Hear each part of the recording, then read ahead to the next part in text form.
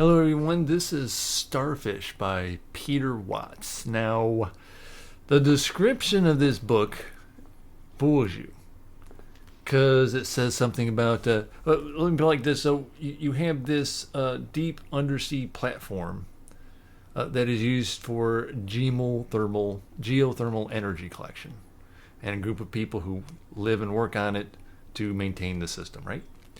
And so it says here, the people that they choose already have stress in their lives, so they can get down there and take it. I'm like, all right, well, let's see what's going on here. No, it's not just stress; it's full-on trauma. There are trauma victims and predators here. Our lead, her name is Leni Clark, and she was sexually assaulted and beaten by her father. Another character here is he's a pedophile.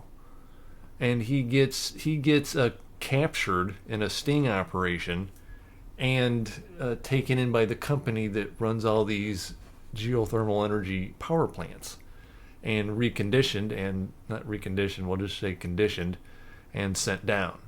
Another character is a victim of some other pedophile and identifies this one as one without even having a conversation with him, and decides he's going to beat his ass.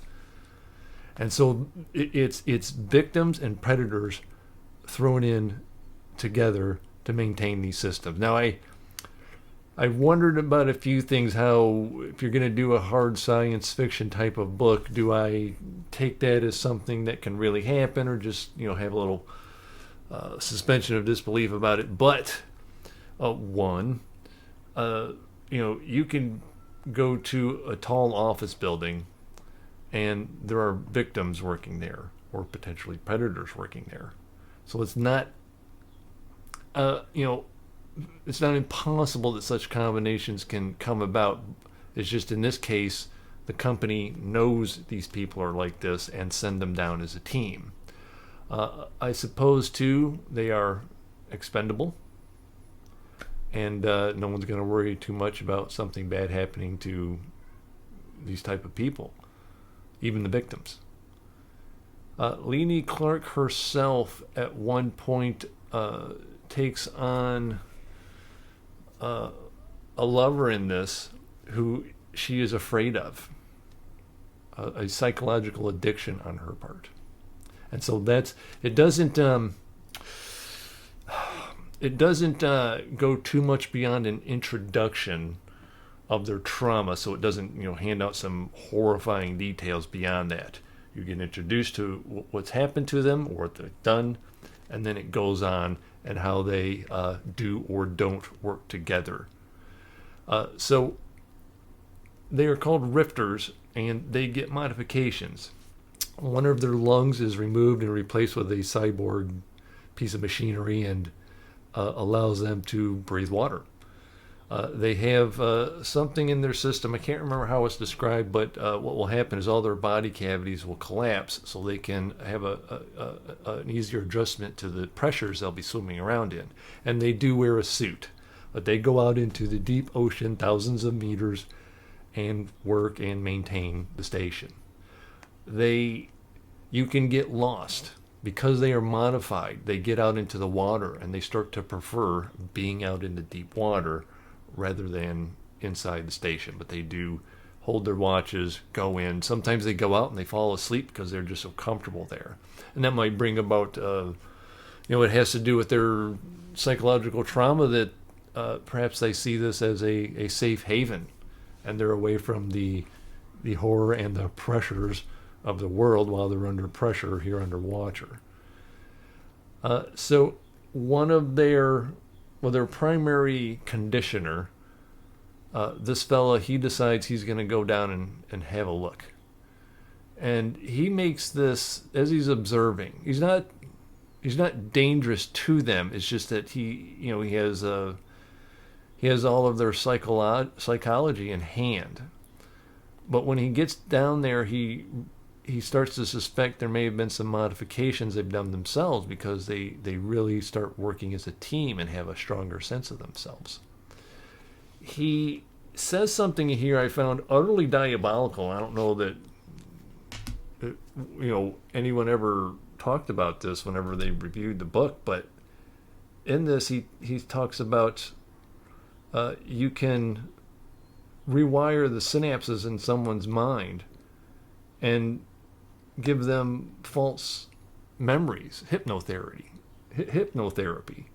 And so you start to wonder, well, did some of these people not actually experience this trauma, or was it programmed into them so that they could go down and live under these conditions? And that's just utterly diabolical. You do, of course, run into a theme here of how a corporation looks upon its employees as something they can manipulate and do whatever they want with, including do away with. Now, this there's an advertisement. For some reason, at least when I picked up the book, I thought there was something to do with there's aliens down there. I won't ruin that for you. Let's just say that there is something down there, and it could ruin the world. And there's potential for infection. And, if someone goes down there and comes up, they're going to be quarantined, and we're going to see what's going on inside their bodies before we let them out, if ever. And so you have the potential for someone bringing up the end of the world with them. They come to the surface. So this is a very psychological book. I for some reason was expecting something a little more adventurous and cerebral rather than so traumatic to read. It's grim and it's dark, and I just found it interesting. I tell you right now, I was not in the mood for the content of the book, but I found it interesting enough to read through, and I actually enjoyed the book. This is the start of a trilogy. Right now, I'm not quite there that I want to move on and see what else there is. It does leave some things open, but if this was it, it's good enough to stand by itself that I actually enjoyed it enough that I could consider it a close to the story. But who knows? I might get up to gumption and see what's what with the other two books. And the way this ends, it's like, oh. It's definitely a bit of a cliffhanger moment in this. So pretty good book there by Peter Watts. Good hard science fiction there. Next, I am taking the plunge. This one was something that I, just kind of passed me by. It's like 6 books right now. Here we have Dungeon Crawler Carl, and that's going to be the next one by Matt Dinneman. Let's see here. You know what's worse than breaking up with your girlfriend? Being stuck with her prize-winning show cat. And you know what's worse than that? An alien invasion, the destruction of all man-made structures on Earth, and the systematic exploitation of all their survivors for a sadistic intergalactic game show. That's what. Join Coast Guard vet Carl and his ex-girlfriend's cat, Princess Donut, as they try to survive the end of the world, or just get to the next level, in a video game-like trap-filled fantasy dungeon. A dungeon that's actually the set of a reality TV show with countless viewers across the galaxy.